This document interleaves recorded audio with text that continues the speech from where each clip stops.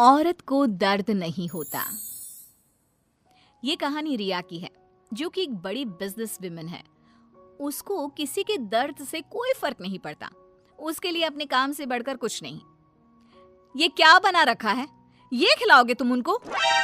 माफ करना छोटी मालकिन, मैं फिर से बना देता हूँ।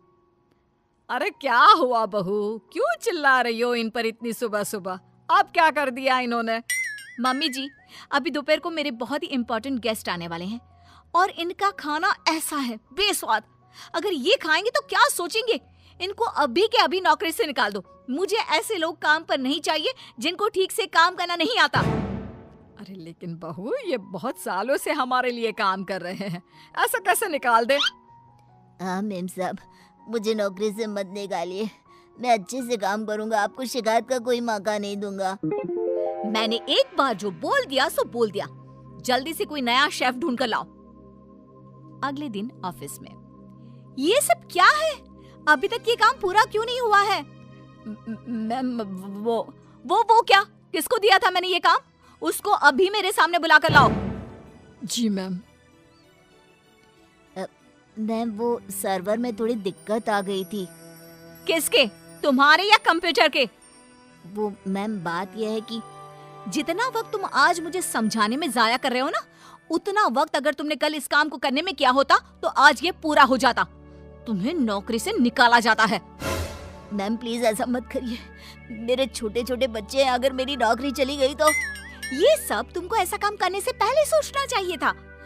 मैम मुझे एक मौका और दीजिए, मैं अभी पूरा करके लाता हूँ। ये जो मौका था, यही तुम्हारा आखिरी मौका था जो तुमने गंवा दिया।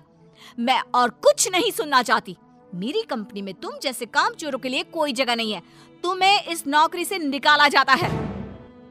शाम को घर पर, मैंने सुना आज तुमने फिर किसी को नौकरी से निकाल दिया।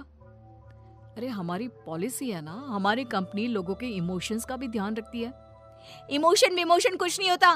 कमजोर होते हैं वो लोग जो ऐसे काम करते हैं। और नौकरी से निकाल दिया तो इसमें कोई नई बात नहीं। जिस तरह घर को साफ करने के लिए गंदगी बाहर फेंकनी पड़ती है, उसी तरह कंपनी को आगे बढ़ाने के लिए यूजलेस लोगों को कंपनी से बाहर निकालना पड़ेगा। तुम लोगों की तुलना गंदगी से कैसे कर सकती हो? जिस स्पीड से तुम लोगों को निकालती हो, मुझे डर है कि किसी दिन कंपनी के सभी लोग ही ना निकल जाए। फिक्र मत करो, ऐसा कभी नहीं होगा। ऐसी बड़ी कंपनी में काम करने के लिए लोग तरसते हैं। जिनको नौकरी लग जाए वो खुशी से पागल हो जाते हैं। तो ऐसी कंपनी कभी खाली हो ही नहीं सकती। वैसे भी मुझे किसी की इमोशन से कोई लेना देना नहीं है। लेकिन बहू, तेरे स्वभाव को देखकर लगता है कि जरूर खाली होगी। अरे बहू, लोगों को दर्द होता है तो ये क्यों नहीं समझ पाती है? मम्मी जी, आप कब आई? आपको क्यों ऐसा लगता है? दर्द वर्द कुछ नहीं होता। कम से कम मैंने तो इस दर्द नाम की चिड़िया को कभी फील ही नहीं किया। क्योंकि बहू तो दूसरों की भावनाओं की कदर नहीं करती।